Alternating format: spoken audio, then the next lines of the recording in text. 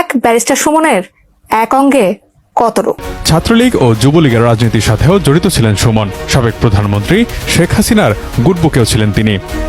Hello everyone, কেমন আছেন সবাই? চলে আসলাম আপনাদের মাঝে আবার নতুন একটি ভিডিও নিয়ে। আজকে যে বিষয়টা সম্পর্কে কথা বলবো সেটা হচ্ছে ব্যারিস্টার সুমন। তিনি ইতিমধ্যেই গিরগিটির মতো রং বদলাতে শুরু করেছেন।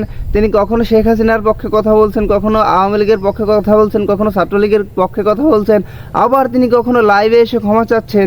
সো এখন আবার সে আওয়ামী লীগের, শেখ হাসিনার এবং ছাত্রলীগের সবার বিপক্ষে গিয়ে আবার কথা বলছেন। সো গাইজ, এটার মূল কারণ কি, এটার রহস্য কি?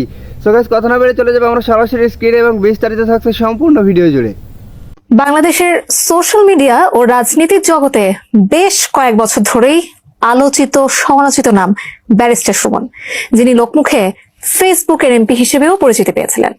ফেসবুকের মাধ্যমে পরিচিতি লাভ করে স্বতন্ত্রভাবে হবিগঞ্জ 4 আসনে এমপিও নির্বাচিত হয়েছিলেন তিনি। ছোট বড় নানা ইস্যুতে আদালত ও সোশ্যাল মিডিয়া সরগরম রাখলেও শিক্ষার্থী আন্দোলনের শুরু থেকেই ছিলেন নীরব। শেষ দিকে এসে শেখ হাসিনার পক্ষ অবলম্বন করে বার্তা দেন তিনি। 5 আগস্ট হাসিনা সরকারের পতনের আগ থেকেই দেশে দেখা মেলেনি ব্যারিস্টার সুমনের।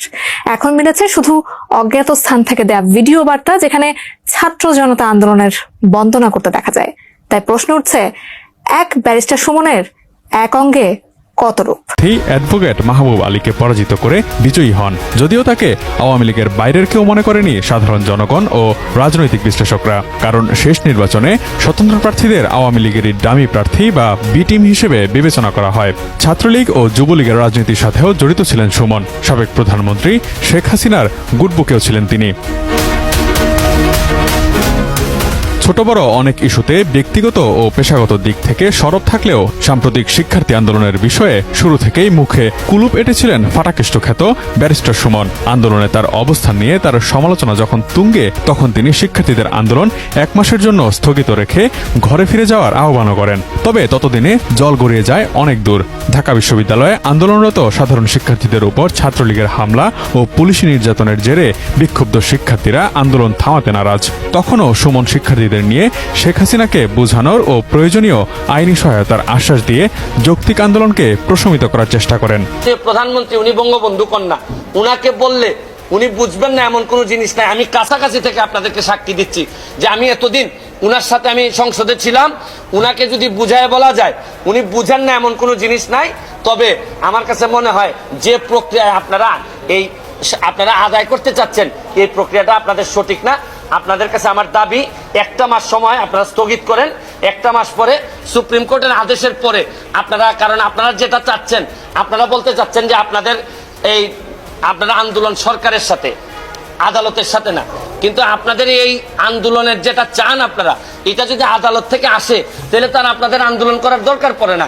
আপনারা মানলাম যে আপনারা আদালতকে চাচ্ছেন না, কিন্তু আদালতের মাধ্যমে আসতে পারে। প্রয়োজনে আদালতে আইনজীবী হিসেবে আমি থাকবো, থেকে যৌক্তিক সমাধানের চেষ্টা আমি করব। এইটুকু আমি আপনাদেরকে বলে দিই। সবশেষ শিক্ষার্থীদের দাবি যখন এক দফা তথা শেখ হাসিনার পদত্যাগে রূপ নেয়, তখন ব্যারিস্টার সুমন কোনো রাগঢাক না রেখেই আমার নেত্রী শেখ হাসিনা উল্লেখ করে তাকে ক্ষমতায় ধরে রাখতে যা যা করণীয় তা করবেন বলে প্রত্যয় ব্যক্ত করেন। একই সাথে শেখ হাসিনার পদত্যাগ দাবি করা আন্দোলনকারী শিক্ষার্থীদের জামাত বিএনপি বলে অভিহিত করেন। কিন্তু এরা তো জানে না, এরা আবেগ প্রবণ কইরা কোথায় দেশটারে নিয়ে যাচ্ছে। কালকে যদি শেখ হাসিনা যদি না থাকে, পরশুদিন কি আপনি তারেক জিয়ার আইন দিবেন? আপনি কি কারে দিবেন? এই যে 14 জন আর 100 জন সমন্বয়ক আছে, তারা এসে ক্ষমতা নিক। তারা তো ক্ষমতা নিতে পারবে না। তারা কার কাছে নিয়ে ক্ষমতা দিবে, এইটাই তো আমি বুঝতে পারি না। তারা ক্ষমতাটা নিয়ে কার কাছে দিবে? ক্ষমতা বলুক যে আমি অমুকটা দিব। 14 জন বা 150 জন সমন্বয়ক যারা আছে, যারা দাবি করতেছে যে তারা এই দেশটারে রাষ্ট্রের সংস্কার করতে চায়, তাহলে তারা এসে বলুক তারা মন্ত্রী হইতে চায় বা তারা ক্ষমতা নিতে চায়। কিন্তু তারা তো, আমরা তো বুঝতেছি তারা আইসাই যেটা করবে, এটা হচ্ছে কি লাথি মেরে এদেরকে, যারা আজকে যদি এই সরকারের পতন হয়, কালকে এই সমন্বয়করা লাথি মেরে বের করে দিবে। দিয়া জামাত এবং বিএনপির যারা এই ষড়যন্ত্রটা করে এই জায়গা পর্যন্ত আসছে, এরাই এই দেশের দায়িত্ব নিবে, নিয়ে এই দেশটারে আগের 50 বছর আগের জায়গায় নিয়ে যাবে। কারণ এদের রক্তের মধ্যেই বাংলাদেশ নাই। Thank you. ব্যারিস্টার সুমনের দেশ ত্যাগের গুঞ্জনের বিষয়ে তিনি বলেছিলেন, একমাত্র দুরারোগ্য ব্যাধির চিকিৎসা যা বাংলাদেশে নেই, এমন অবস্থা ছাড়া ব্যারিস্টার সুমন দেশ ত্যাগ করবে না। কিন্তু বাস্তবে দেখা গেল 5 আগস্ট শেখ হাসিনার দেশ ত্যাগের আগেই দেশ ছেড়েছেন তিনি। আমি কোনোভাবেই এই দেশ ছাড়বো না। এই দেশ আমার, দেশ ছাড়বো তো আমি কখন? যদি আমার এমন কোনো অসুখ হয় যেটা দেশে কোনো আর এই রোগ দেশে কোনো চিকিৎসা নাই, তাতেও আমি মনে করি মৃত্যু তো হবেই, দেশটাতে হওয়ার মতো শান্তি আর কোনো কিছুতে আমি তো গাইস, আপনারা সম্পূর্ণ ভিডিওটি দেখলেন এবং এই ভিডিও সম্পর্কে আপনাদের মূল্যবান মতামত অবশ্যই জানিয়ে যাবেন। দেখা হবে আপনাদের সাথে অন্য কোনো ভিডিওতে। ভালো থাকবেন, সুস্থ থাকবেন, আল্লাহ হাফেজ।